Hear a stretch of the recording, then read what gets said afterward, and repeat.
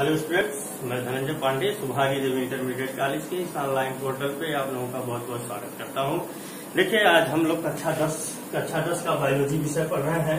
कक्षा 10 का जो विज्ञान का आपका किताब है, उस विज्ञान की किताब में जो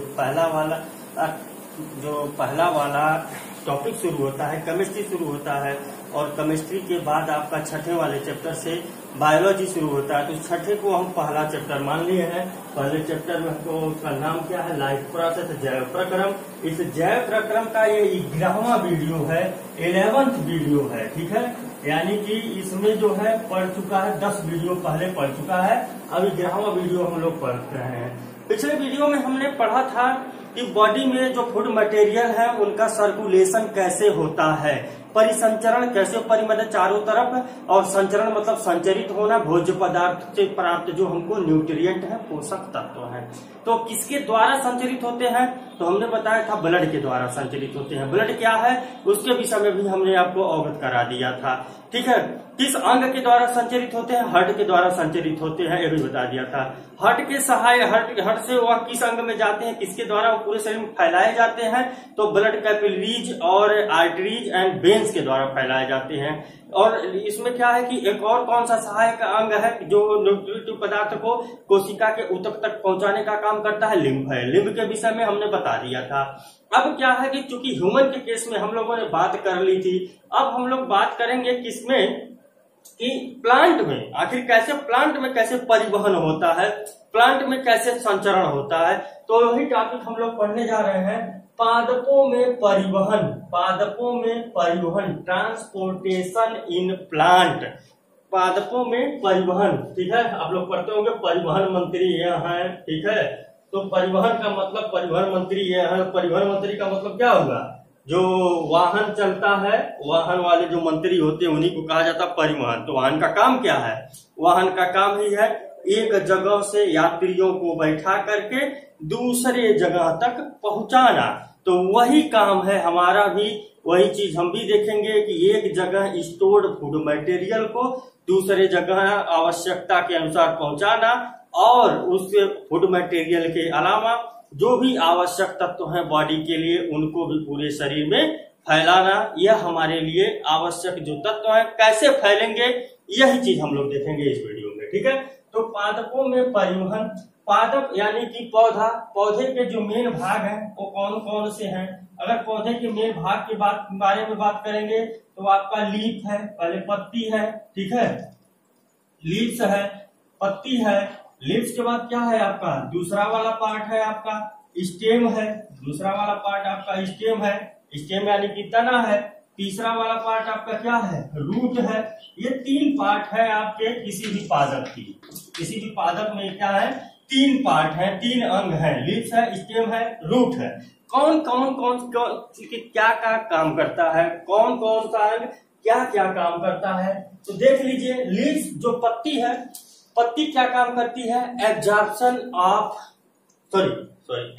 नहीं, आपको बताया था हमने ऑटोट्रॉपिक मोड ऑफ न्यूट्रिशन में कि पत्ती का काम क्या होता है, भोजन का बनाना। कैसे भोजन बनता है, प्रकाश संश्लेषण की पूरी प्रक्रिया क्या है, सारी चीज हम लोग पढ़ चुके हैं, तो हम उसमें जाना नहीं चाहते हैं, ठीक है। तो आप यहाँ पर देख लीजिए, पत्ती का क्या काम है हमारा, सिंथेसिस ऑफ फूड मटेरियल। तो लीव्स क्या करता है, सिंथेसिस ऑफ फूड मटेरियल, क्या करता है,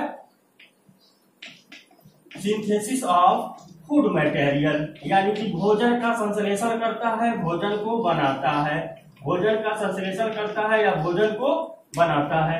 स्टेम का क्या काम है, स्टेम का काम करता है, यह पौधे को सीधा खड़ा रखने में सहायता करता है, पौधे को मजबूती देता है और एक आधार देता है, ठीक है। रूट का क्या काम है, एब्जॉर्प्शन, रूट का क्या काम है, absorption of water and minerals,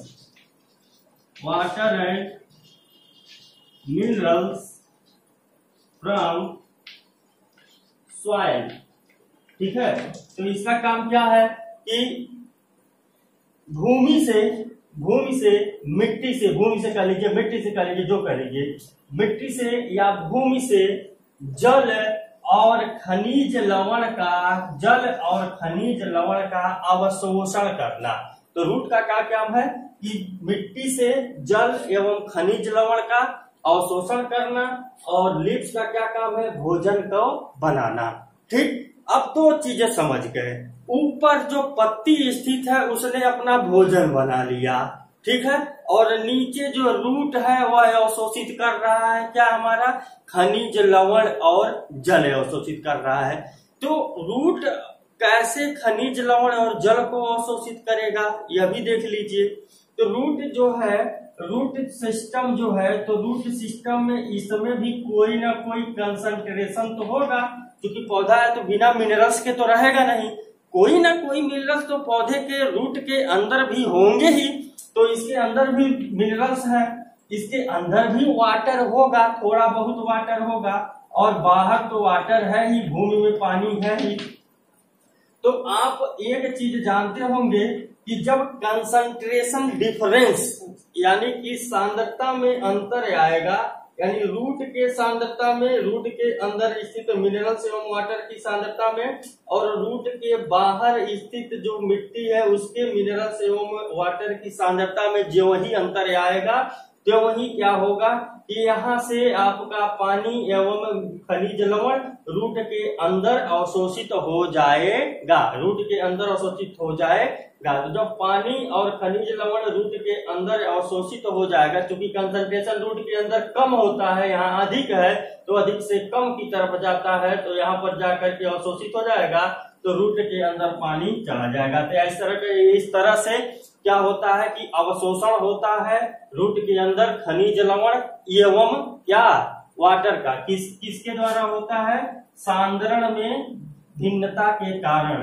किसके कारण होता है, सांद्रण में भिन्नता के कारण। और किसके सांद्रण में भिन्नता के कारण, भिन्नता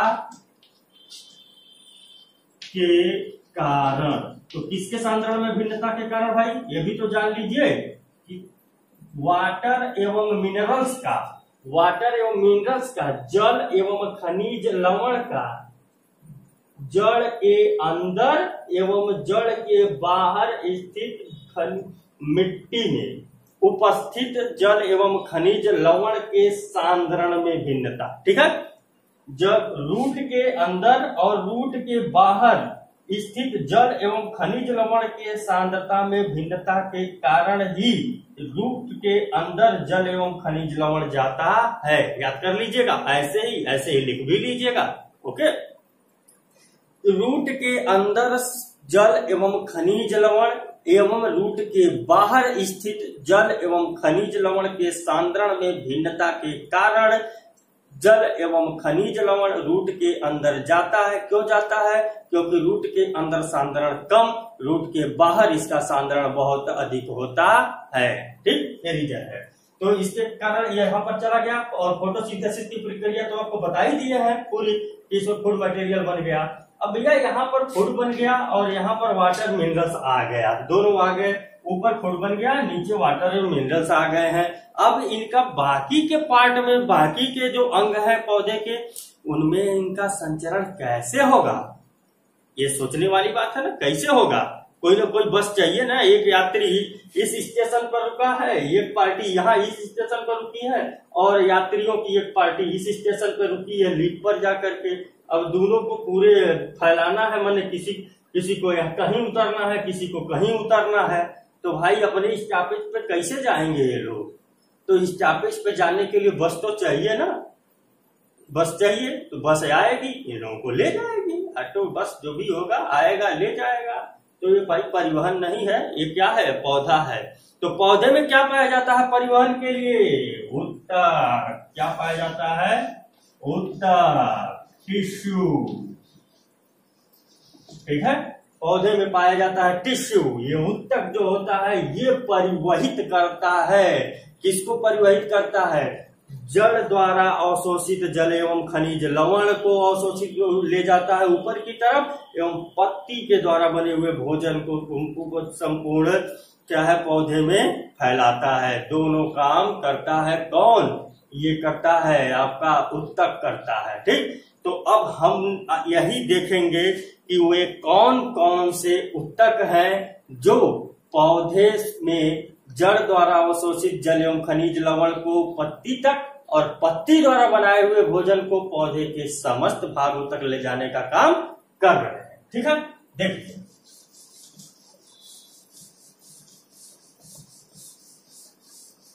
तो पहला जो ऊतक है, दो ऊतक है, इसमें हम लोगों को दो ऊतक के विषय में पढ़ना है। पहला जो ऊतक है वह है आपका जाइलम और दूसरा जो ऊतक है वह है आपका फ्लोएम। दो ऊतक है और दोनों जो ऊतक है टिश्यू है। टिश्यू अब क्या है आपको बताया गया होगा कक्षा 9 में कि tissue is the combination form of the cell, यानी कि कई सेल आपस में जुड़ने से बनता है क्या है, ऊतक बनता है। तो ये जो जाइलम है, फ्लोएम है, ठीक। तो एक चीज और भी समझ लीजिएगा, पहले इसको देख लीजिए, जाइलम और फ्लोएम है, ये क्या है, कॉम्प्लेक्स टिश्यू है। दोनों क्या है, कॉम्प्लेक्स टिश्यू है, ये दोनों कॉम्प्लेक्स टिश्यू है, ठीक। What do you mean by the complex tissue and the simple tissue? What do you mean by the complex tissue and simple tissue? When the tissue are made up by a single type the cell, when the tissue are made up by a single type of the cell is known as the simple tissue, and when the tissue is made up by the different types of the cell is known as the complex tissue। ठीक है, मतलब कहने का तात्पर्य क्या है कि जब कोई ऊतक एक ही प्रकार के कोशिकाओं से मिलकर के बना होता है, सिर्फ और सिर्फ एक ही प्रकार के कोशिकाओं से पूरा ऊतक, क्योंकि कई कोशिकाएं आपस में जुड़ेंगी तो ऊतक का निर्माण होगा, कई कोशिकाएं आपस में जुड़ेंगी तो ऊतक का निर्माण होगा। जब सारी कोशिकाएं एक ही प्रकार की जुड़ करके ऊतक का निर्माण करती हैं तो उसे क्या कहते हैं हम लोग, सिंपल टिश्यू कहते हैं, सिंपल टिश्यू कहते हैं, ठीक है, साधारण ऊतक कहते हैं। और जब विभिन्न प्रकार की कोशिकाएं आपस में जुड़ करके किसी भी ऊतक का निर्माण करती है तो उसे कॉम्प्लेक्स टिश्यू कहते हैं। तो जाइलम एंड फ्लोएम दोनों क्या है, कॉम्प्लेक्स टिश्यू है। अब हम लोग क्या करते हैं, देखते हैं जाइलम के द्वारा क्या होता है, फ्लोएम के द्वारा क्या होता है, ठीक। तो जाइलम के द्वारा होता है ट्रांसपोर्टेशन ऑफ वाटर। जाइलम क्या काम करता है, transportation of water, transportation of water, transportation of water, ये काम कौन करता है, जाइलम करता है। Water and mineral, water and mineral, ये काम कौन करता है आपका, जाइलम करता है। और फ्लोएम कौन सा काम करता है, transportation of food material, transportation of food material, transportation of food materials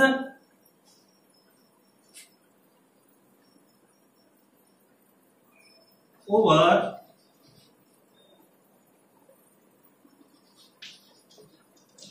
whole the plant.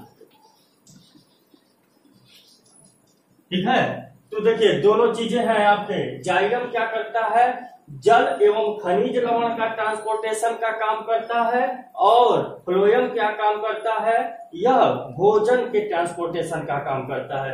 यानी कि फ्लोएम भोजन को परिवहित करेगा और जाइलम जल को करेगा। तो सबसे पहला वाला हम लोग देखते हैं, जल का कैसे परिवहन होगा। ठीक है, मिटाते हैं। तो ट्रांसपोर्टेशन इन प्लांट में हेडिंग है, सब हेडिंग है, क्या है,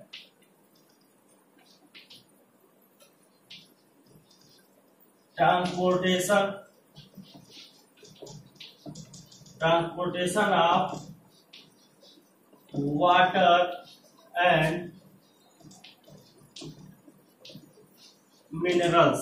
ठीक है, हिंदी में क्या कहेंगे आप लोग कि जल एवं खनिज लवण का परिवहन, जल एवं खनिज लवण का परिवहन हिंदी में आप लोग इसे कहेंगे। ठीक है, तो ये जो जाइलम जो ऊतक है ये कैसा है, कॉम्प्लेक्स टिश्यू है। जाइलम कैसा है आपका, कॉम्प्लेक्स टिश्यू है। ठीक है, तो कॉम्प्लेक्स टिश्यू है तो किससे किससे मिलकर के बना है, तो सबसे पहली पॉइंट क्या है कि जल एवं खनिज लवण का परिवहन जाइलम के द्वारा होता है। लिखते जाइएगा, इसको लिखेंगे टाइम वेस्ट होगा झूठ में। तो जल एवं खनिज लवण का परिवहन जाइलम ऊतक के द्वारा होता है। यह जाइलम ऊतक एक प्रकार का संयुक्त ऊतक है और यह संयुक्त ऊतक निम्नलिखित प्रकार की कोशिकाओं से मिलकर के बना होता है। निम्नलिखित प्रकार की कोशिकाओं से मिलकर के बना होता है। ठीक है, तो देखिए ये जो जाइलम है आपका, जाइलम है, तो जाइलम किससे किससे मिलकर के बना होता है? जाइलम में कौन कौन से, जाइलम में जो है कि कौन कौन से पाए जाते हैं सेल्स जो पाए जाते हैं?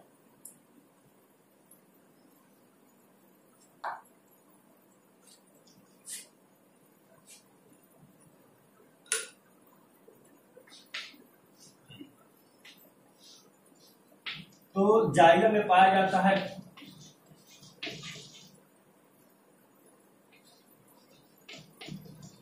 ट्रैकीड्स,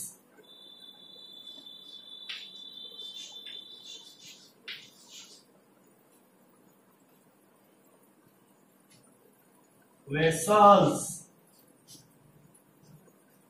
ट्रैकीड्स है और क्या है आपका? वेसल्स है। और नेक्स्ट क्या है आपका?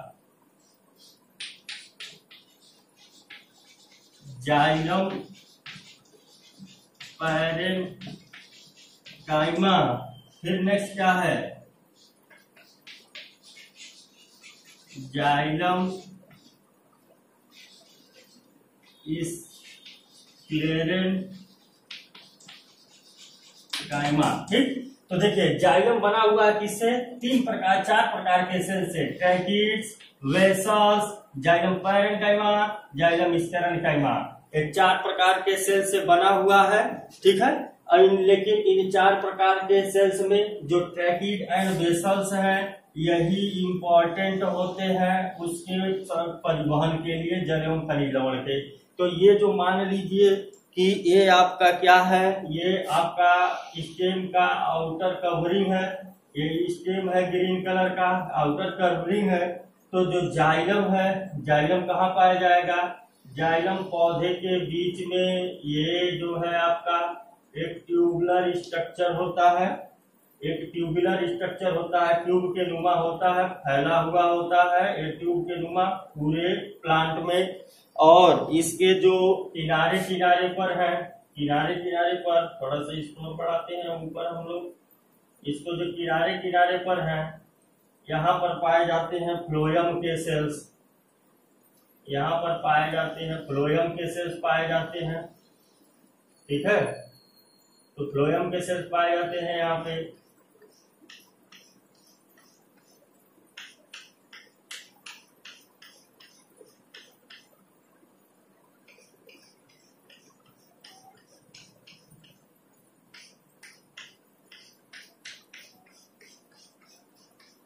ये देख लीजिएगा, ये कौन सा भाग है? ये आपका फ्लोएम है।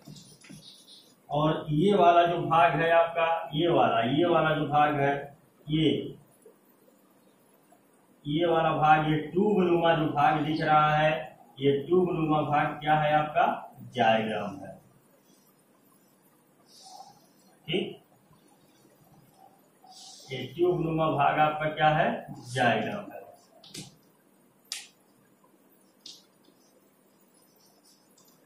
क्योंकि हम लोग क्या है किसी पौधे का इंटरनल स्ट्रक्चर नहीं पढ़ रहे हैं, एनाटॉमी नहीं पढ़ रहे हैं। जब हम लोग एनाटॉमी पढ़ेंगे तो आप पढ़ेंगे इसके विषय में डिटेल में। हमको अभी सिर्फ इतना जानना है कि इनमें संचरण कैसे होता है। ठीक है, तो देख लीजिएगा, एक बार देख लीजिए आप लोग कि कैसे है, स्क्रीनशॉट ले लीजिएगा या फिर आप लोग बना लीजिएगा ऐसे ही।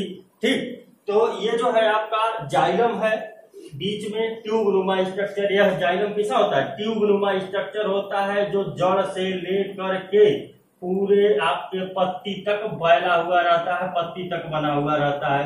फ्लोएम जो होता है इस जड़ के जाइलम के किनारे स्थित होता है। इस तरीके से सीविंग प्लेट, सीव प्लेट जो जालियां लगी होती हैं, जाली नुमा प्लेट होता है, जाली नुमा प्लेट के रूप में पूरे पौधे में फैला रहता है। ठीक, तो जाइलम बना हुआ है कैसे? ट्रैकीड से बना हुआ है, बेसल से बना हुआ है। ट्रैकीड्स एवं vessel is the major part for the transportation of the water and minerals. ठीक है, तो जाइलम में जो ट्रैकीड और बेसल्स है, यही मेन पार्ट है जो जल एवं खनिज लवण का क्या करते हैं, अवशोषण नहीं, ट्रांसपोर्टेशन करते हैं। ये जो जाइलम पैरेन्काइमा और जाइलम स्क्लेरेन्काइमा है, यह सेल क्या है कि टिश्यू के निर्माण में उसकी मोटाई जो है, उसके स्ट्रक्चर को बनाने में क्या करते हैं, काम में आते हैं। ठीक, और ये जो है ऐसे स्ट्रक्चर है, ऐसे सेल्स है जिनकी रचना ही कुछ ऐसी होती है कि जो परिवहन करने के काम में आती है। तो बस इतना आप याद रखिएगा, एनाटॉमी आप लोग 11 में पढ़ेंगे तब इसको अच्छे से समझ जाएंगे कि जाइलम बना हुआ है 4 प्रकार के कोशिकाओं से, tracheids, vessels, xylem parenchyma, xylem sclerenchyma, जिसमें से ट्रैकीड्स और बेसल्स परिवहन के पौधे में जल एवं खनिज लवण के परिवहन के लिए मुख्य कोशिकाएं हैं। जाइलम पैरेन्काइमा और स्क्लेरेन्काइमा मुख्य कोशिका नहीं है। जाइलम जो होता है वह ट्यूबनुमा स्ट्रक्चर है जो पूरे पौधे में फैला हुआ होता है। ठीक है, तो मिटाते हैं, देख लीजिएगा, मिटाते हैं कैसे होता है प्रक्रिया, देखिएगा थोड़ी सी प्रक्रिया देखिए। मान लीजिए कि ये आपका रूट है, ठीक है, ये आपका रूट है। ठीक, तो होता क्या है, जाइलम जो है, जाइलम और यहाँ पर मान लीजिए ये आपका लीफ जो भी है, हमको समझना है। तो जो होता क्या है, ये जाइलम जो इस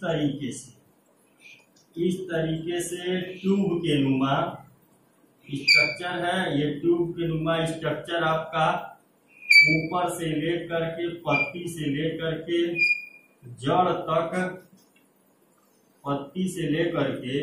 तक ऐसे फैला हुआ होता है। ठीक है, पत्ती से लेकर के जड़ तक यह ट्यूब नुमा स्ट्रक्चर ऐसे फैला हुआ होता है, ट्यूब लगा हुआ होता है इसमें, और इसी के द्वारा भोजन का भोजन नहीं, खनिज लवण एवं जल का संचरण होता है। ठीक, यहाँ पर आपका मिनरल्स है, वाटर है, भूमि है, और ये आपका रूट हेयर है।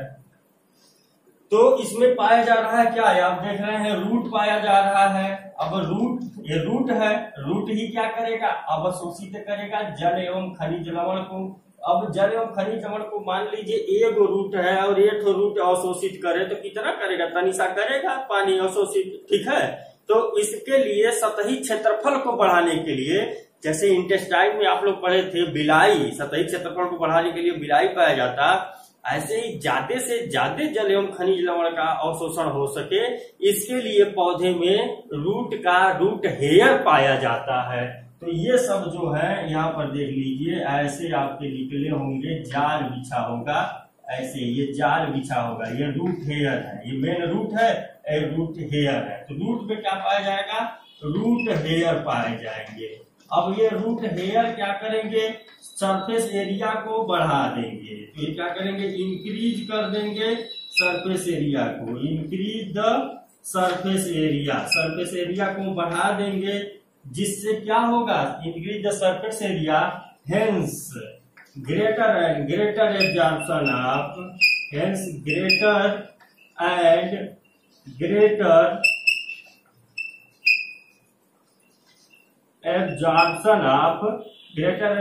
Absorption of water and minerals लिखने गए हैं, सुन लीजिएगा। ठीक, तो रूट है, रूट पे पाया जा रहा है रूट हेयर क्या कर रहे हैं, सतही क्षेत्रफल को बढ़ा दे रहे हैं, जिससे ज्यादा से ज्यादा जल का अवशोषण हो सके। ठीक है, जिससे ज्यादा से ज्यादा जल का अवशोषण होगी। जल का अवशोषण कैसे हो रहा है, सांद्रता में, मिनरल्स एवं वाटर की सांद्रता में भिन्नता के चलते। क्योंकि रूट में सांद्रता कम होती है मिनरल्स एवं वाटर की, यहाँ सांद्रता अधिक होती है, इसलिए इसको बैलेंस करने के लिए यहाँ से जल एवं खनिज लवण आपके रूट के अंदर प्रवेश करते हैं। तो रूट के अंदर प्रवेश कर रहे हैं तो जाइलम कैसे ऊपर चढ़ा दे रहा है भाई, कोई रीजन होगा। तो वह रीजन जो है, 2 रीजन है, वह रीजन कौन कौन से हैं, 2 रीजन है आपके, एक है रूट प्रेशर, एक है आपका रूट प्रेशर, एक रीजन है रूट प्रेशर और दूसरा वाला रीजन है आपका ट्रांसपायरेशन। ठीक है, रूट प्रेशर है और दूसरा है ट्रांसपायरेशन। रूट प्रेशर क्या है कि जैसे देखिएगा आप लोग कि किसी बाल्टी में, किसी जग में, किसी बाल्टी में ऐसे ऊपर से पानी गिराइए, तो जैसे ऊपर से जब पानी गिराएंगे बाल्टी में तो नीचे गिराएंगे, तो ऐसा नहीं है कि जैसे गिराते जाएंगे वैसे ही क्या रहेगा कि वो सरफेस उसका भरता रहेगा। जैसे ही आप गिराएंगे तो नीचे से पानी ऐसे ऊपर भागता है, ऊपर की तरफ भागता है। क्यों भागता है? एक प्रेशर बनता है। जब नीचे गिराएंगे तो ऊपर क्या है कि ऊपर का आयतन कम है, पानी का ऊपर का संघनन कम है, नीचे ज्यादा है पानी, तो नीचे जब ज्यादा है ऊपर कम है तो क्या बनता है? प्रेशर बनता है। संघनन ज्यादा हो जाने से प्रेशर बनता है, क्या होगा? भागेगा, नीचे से ऊपर की तरफ भागने की कोशिश करेगा। ठीक है, तो लेकिन ये जो फोर्स होता है तो इसी फोर्स को क्या कहते हैं? मूल दाब। तो मूल दाब इसमें कैसे कहेंगे कि जो ऊपर जल है, ऊपर जल का स्तर जो है कम है, क्योंकि अवशोषण किसके द्वारा किया जा रहा है? ये स्टेम है, ये रूट है, अवशोषण रूट के द्वारा किया जा रहा है। तो रूट में क्या है? जल एवं मिनरल्स की मात्रा अधिक होगी, यहाँ पर कम होगी। जब कम होगा और यहाँ पर अधिक होगा तो प्रेशर यहाँ से पड़ेगा ना ऊपर की तरफ भागने के लिए। तो प्रेशर पड़ता तो है लेकिन बहुत माइनर प्रेशर पड़ता है, बहुत कम प्रेशर पड़ता है, और यह क्रिया होती है मुख्यतः रूट प्रेशर के द्वारा। लिख लीजिएगा, रूट प्रेशर के द्वारा जल का परिवहन मुख्य रूप से रात के समय में होता है। रात के समय में होता है, रात के समय में होता है जब रंध्र, पत्तियों के रंध्र बंद रहते हैं। कि रंध्र क्या है? आपको पढ़ाया गया है रेस्पायरेशन में। ठीक है, तो जब पत्तियों के रंध्र बंद रहते हैं तो रेस्पायरेशन में फोटोसिंथेसिस में ही बताए थे आपको रंध्र हम। तो रूट प्रेशर रात में काम करता है जब पत्तियों के रंध्र बंद रहते हैं। रूट प्रेशर क्या है ये भी बता दिए। संघनन ज्यादा हो जाने से यह प्रेशर मूल के द्वारा काम करता है, जिसे हिंदी में कहते हैं मूल दाब। ये भी लिख लीजिएगा, हिंदी में इसे कहते हैं मूल दाब, जिसे जल के नीचे क्या होता है? एक दाब उत्पन्न होता है और पानी धीरे धीरे ऊपर चढ़ना शुरू करता है। यह मेन रीजन नहीं है ट्रांसपोर्टेशन का, यह माइनर रीजन है। ठीक है, इसलिए मेजर रीजन कौन है? ट्रांसपायरेशन है। क्या है? ट्रांसपायरेशन। हिंदी में कहते हैं वाष्पोत्सर्जन। हिंदी में कहते हैं वाष्पोत्सर्जन। वाष्पोत्सर्जन की प्रक्रिया क्या है कि दिन में जब पत्तियों पर सूर्य का प्रकाश पड़ रहा है, जब लीफ पर सूर्य का प्रकाश पड़ रहा है, लाइट पड़ेगी तो पत्ती में आपको बताया तो ऊपर वाले सतह पर रंध्र है। जब सूर्य का प्रकाश लाइट पड़ेगा तो आप वही चल रहे हैं, जिस दिन ज्यादा धूप रहता तो होता क्या है? पसीना निकलता शरीर से। तो उसमें भी क्या होता भाई? पानी, आपके शरीर में पानी है, पसीना निकल रहा है। क्यों? क्योंकि आप में भी रंध्र है, बाल है ना, बाल का जो बीच बीच में जो स्थान वही क्या रंध्र है ना। तो रंध्र क्या है? रंध्र से आपके भी पसीना निकल रहा है, इसके भी रंध्र है, पत्ती में भी रंध्र है। तो जब धूप पड़ेगा और इसके अंदर भी पानी है और पानी डायरेक्ट यहाँ से पत्तियों में ही आ रहा है, तो पत्तियों से वह पानी क्या होगा? वेपर के रूप में, वाष्प के रूप में फिर पहुंच जाएगा किसमें? एनवायरमेंट में। ठीक है, तो वाष्पोत्सर्जन किसे कहते हैं? सूर्य के प्रकाश के पड़ने पर पानी पत्तियों के सतह से वाष्प बनकर उड़ जाता है।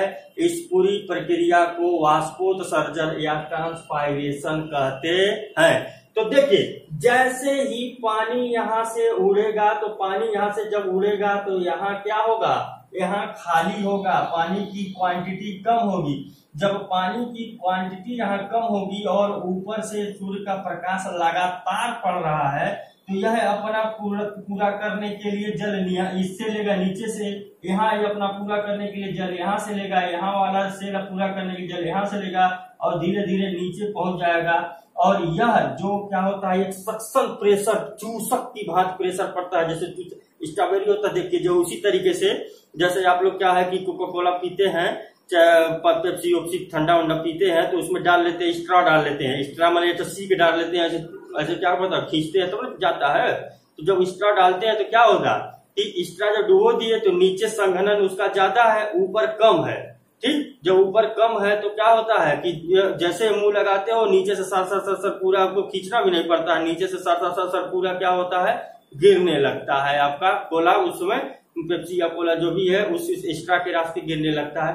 ठीक उसी प्रकार से जैसे सूर्य का प्रकाश पड़ रहा है तो ये चूस ले रहा है, जब ये चूस रहा है पानी को, जैसे हम चूस रहे हैं उसको कोको कोला को, जैसे चूस रहा है जब ये पानी को तो एक प्रेशर नीचे पड़ता है, उसी प्रेशर के कारण क्या होता है पानी धीरे धीरे ऊपर पहुंचता है और ऊपर पहुंच करके सब पत्तियों के संपूर्ण पत्तियों तक और पौधे के संपूर्ण भाग तक पहुंच जाता है।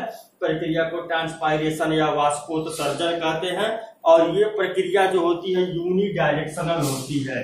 ये प्रक्रिया कैसी होती है? यूनिडायरेक्शनल होती है।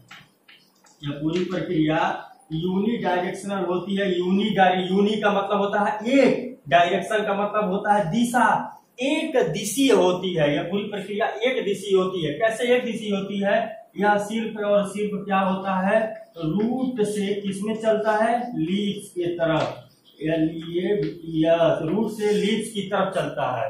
यानी कि जो आपका transportation of water and minerals है तो पौधों में परिवहन की प्रक्रिया यह यूनिडायरेक्शनल होती है, अर्थात पौधों में जल एवं खनिज लवण का परिवहन रूट से लीव्स के तरफ एक दिशीय क्रम में होता है। तो ये हो गया है आपका transportation of water and minerals कैसे होता है, संपूर्ण चीज आपको बता दिया। अब नेक्स्ट आपका जो पार्ट है वह क्या है? Transportation of food material. ठीक है, नेक्स्ट देख लेते हैं।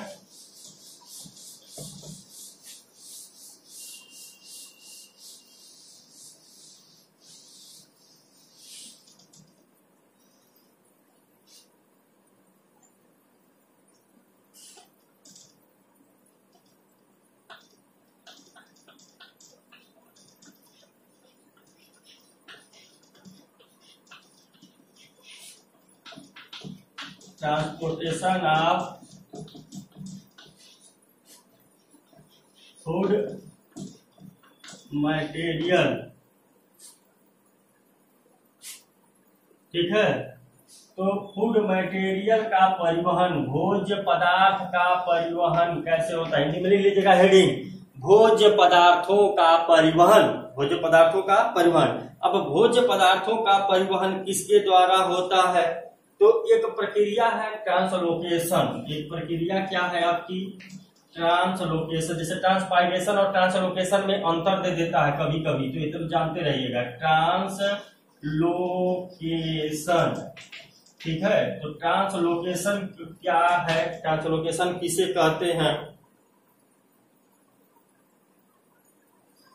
तो ट्रांसलोकेशन किसे कहते हैं? Transfer of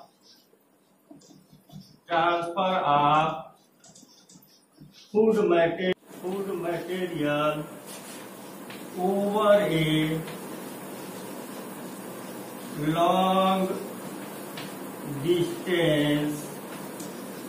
transfer of food material over a long distance is called as translocation. Is called as translocation.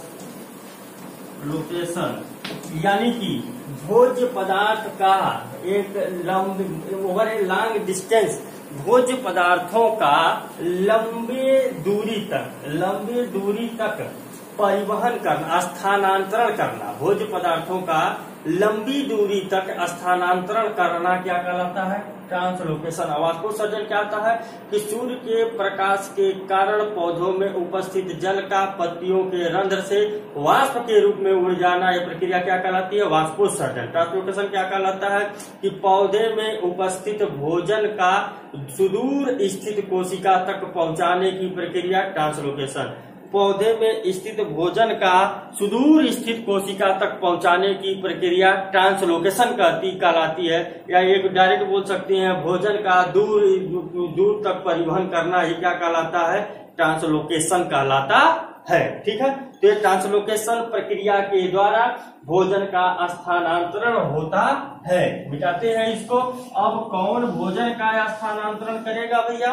तो भोजन का स्थानांतरण जो करेगा वह कौन करेगा? आपका भोजन का स्थानांतरण करेंगे वाला जो कोशिका है वह कोशिका का नाम है फ्लोएम। तो फ्लोएम भी एक प्रकार का कॉम्प्लेक्स टिश्यू है और यह भी बना होता है मुख्य रूप से 4 प्रकार की कोशिकाओं से। यह भी बना होता है, फ्लोएम भी 4 प्रकार की कोशिकाओं से बना होता है। ठीक है, तो फ्लोएम किससे किससे मिलकर के बना हुआ है?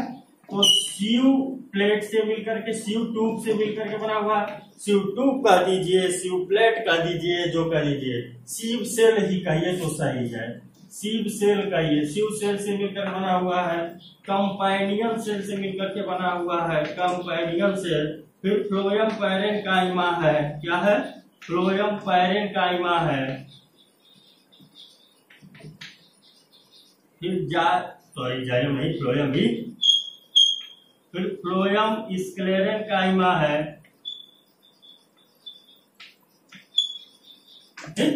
तो देखिए, फ्लोएम भी एक प्रकार का कॉम्प्लेक्स टिश्यू है जो sieve cell, companion cell, xylem phloem parenchyma and phloem sclerenchyma. Phloem एक प्रकार का संयुक्त ऊतक है जो sieve cell, companion cell, phloem parenchyma, phloem sclerenchyma से मिलकर के बना होता है। इसमें भी ये जो 2 सेल हैं आपके, फ्लोसीव सेल और कंपेनियन सेल, यह मेन रोल या मेजर रोल करते हैं, मेजर पार्ट हैं जो क्या करते हैं? ट्रांसपोर्ट करते हैं फूड मटेरियल का।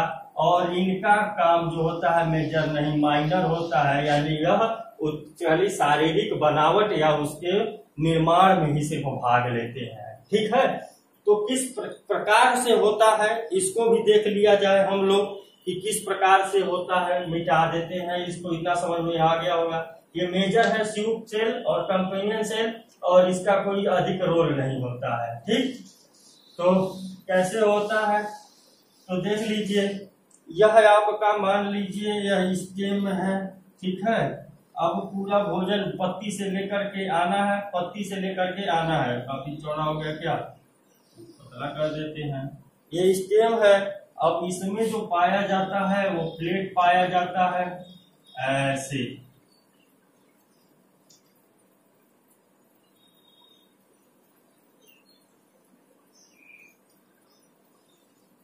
देख लीजिए,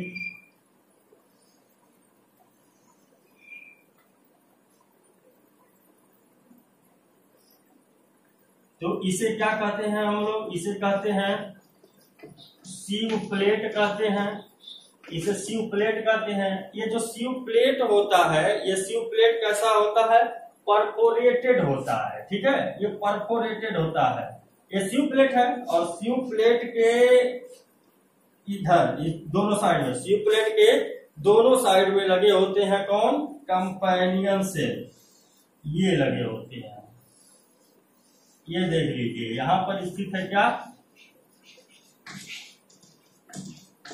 कंपेनियन सेल। ठीक, तो है क्या कि जो सीव प्लेट है, सीव प्लेट परफोरेटेड यानी छिद्र युक्त होता है। जैसे चलनी होता है ना, जाते जहां से पानी जो है, जब पानी वाला जो देखे होंगे आप लोग कि जहां से गिरता है तो टोटी जो है, तो टोटी में पानी गिर रहा है और पानी गिरने के बाद क्या है कि वह एक जगह से फर्श पे लगा हुआ एक जगह ऐसा होता है, ऐसे कटोरी नुमा, जहां से छन के निकलता है, तो छोटे छोटे छिद्र होते हैं ना। तो जो छिद्र है उसी छिद्र ऐसे परफोरेटेड छिद्र होता है, ऐसे छोटे छोटे छिद्र होते हैं, चलनी के नुमा होता है। तो चलनी का काम क्या है भैया कि ऐसे कोई भी पार्ट आया तो यहाँ से छलते छलते छलते छलते नीचे तक पहुंच गया। अब एक इम्पॉर्टेंट पार्ट, भोजन का जो फोटोसिंथेसिस के द्वारा जो भोजन बना है, वह भोजन बना है किस रूप में? ग्लूकोज के रूप में। और वह ग्लूकोज स्टोर हुआ है पौधे में किस रूप में? आपके स्टार्च के रूप में स्टोर हुआ है। लेकिन स्टार्च के रूप में परिवहन नहीं होगा, वह स्टार्च चेंज होगा सुक्रोज में। इसमें चेंज होगा सुक्रोज में। सुक्रोज क्या है? डाइसैकेराइड है। यह क्या है? डाइसैकेराइड है सुक्रोज। तो सुक्रोज में चेंज होगा और सुक्रोज में चेंज होकर के पूरे शरीर में पौधे के प्रवाहित होगा। ये चीज याद रखिएगा कि पौधे में भोजन का परिवहन किस रूप में होता है? सुक्रोज के रूप में होता है। ठीक है, तो ये जो सीव प्लेट है देखिए कि ये परफोरेटेड है, छिद्र युक्त है, कोई भी चीज ऊपर से डालेंगे तो नीचे यह गिर जाएगा। इसके पास न्यूक्लियस नहीं होता है, यानी कि न्यूक्लियस इसके पास नहीं होता है, न्यूक्लियस नहीं होता है। और इसके पास एक बड़ा सा न्यूक्लियस होता है, इसके पास कंपेनियन सेल के पास न्यूक्लियस होता है। ठीक है, कंपेनियन सेल के पास न्यूक्लियस होता है। ठीक, तो न्यूक्लियस नहीं होने का मतलब क्या है कि कोई भी चीज डाला तो ऐसे छन्नी के रूप में गिर जाएगा, लेकिन इसके पास न्यूक्लियस नहीं, दिमाग नहीं है कि कितना छानना, किसको छानना, कैसे छानना, दिमाग नहीं है। तो कंट्रोल करने का काम कौन करेगा? तो ये सीव सेल हो गए। और कंट्रोल करने का काम कौन करेगा? जिसके पास माइंड होगा। तो माइंड किसके पास है? कंपेनियन सेल के पास है, क्योंकि इसके पास न्यूक्लियस है। ठीक है, तो इस कंपेनियन सेल क्या करेगा? जो पत्ती के द्वारा बनाया गया भोजन है स्टार्च, उस स्टार्च से एक एटीपी यूज कर लेगा, एक एटीपी की ऊर्जा का यूज कर लेगा। किसका? एक एटीपी के रूप में एक एटीपी ऊर्जा का क्या करेगा? यूज कर लेगा। जब एक एटीपी ऊर्जा का यूज कर लेगा उनसे, तो एनर्जी का यूज करके उनको सुक्रोज में परिवर्तित करके अपने अंदर संग्रहित कर लेगा। ठीक है, ये कंपेनियन से। पत्ती में स्टार्च है तो पत्ती में नहीं स्टार्च है भाई, पूरे पौधे में जहां जहां स्टोर है फूड स्टार्च है, सिर्फ पत्तियां थोड़ी ना है। तो जहां भी यह सेल क्या है, पूरे आपके प्लांट बॉडी में फैले हुए हैं।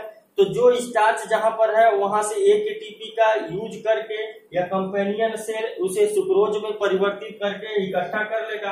अब इस कंपेनियन सेल में जो है आपका फूड मटेरियल वो किस रूप में है? सुक्रोज के रूप में है। इसमें जो सिर्फ सुक्रोज का ही नहीं बल्कि सुक्रोज के साथ साथ एमिनो एसिड, क्योंकि जो प्रोटीन भी तो है, अगर मान लीजिए प्रोटीन वाला पौधा है तो उसमें प्रोटीन जो टूटेगा तो कार्बोहाइड्रेट था तो टूटा, तो क्या सुक्रोज में टूटा है तो प्रोटीन एमिनो एसिड में टूट जाएगा। तो एमिनो एसिड में टूटेगा तो सुक्रोज एंड एमिनो एसिड का क्या होता है? संचरण होगा। तो संचरण कैसे होगा? यहाँ पर सुक्रोज है, सुक्रोज देख लीजिए यहाँ से जब पहुंच रहा है कहाँ पे, इस जगह पे आपका सुक्रोज है। तो सुक्रोज अब यहाँ से पहुंच रहा है इस सीव प्लेट के पास, लेकिन यह सुक्रोज एमिनो एसिड ऐसे छन नहीं पाएगा। इसको छनने के लिए एक माध्यम की आवश्यकता होगी। जैसे आप लोग पढ़े थे ना कक्षा क्या बता रहे हैं अभी पिछले वीडियो में, कि माध्यम की आवश्यकता होगी। भोज्य पदार्थ को परिवहित होने के लिए था क्या? ब्लड के माध्यम से ना प्रवहित हो रहे थे, सभी को इसका तक पहुंच रहे थे। तो ऐसे ही इसके बगल में होता है क्या? आपको दिखाए थे ना कि फ्लोएम है, ऐसे दोनों तरफ फ्लोएम है, बीच में क्या है? जाइलम है, ट्यूब के नुमा जाइलम है, और इसके चारों तरफ फैला हुआ फ्लोएम है। आपको बताया था ये फिगर, ऐसे फिगर बना करके आपको दिखाया था। ट्यूब नुमा क्या है? आपका जाइलम है, और बाहर की तरफ ये क्या है? फ्लोएम है। ये बाहर की तरफ क्या था? ये बाहर की तरफ आपका फ्लोएम था। और फ्लोएम कैसा था? एक जाली नुमा था।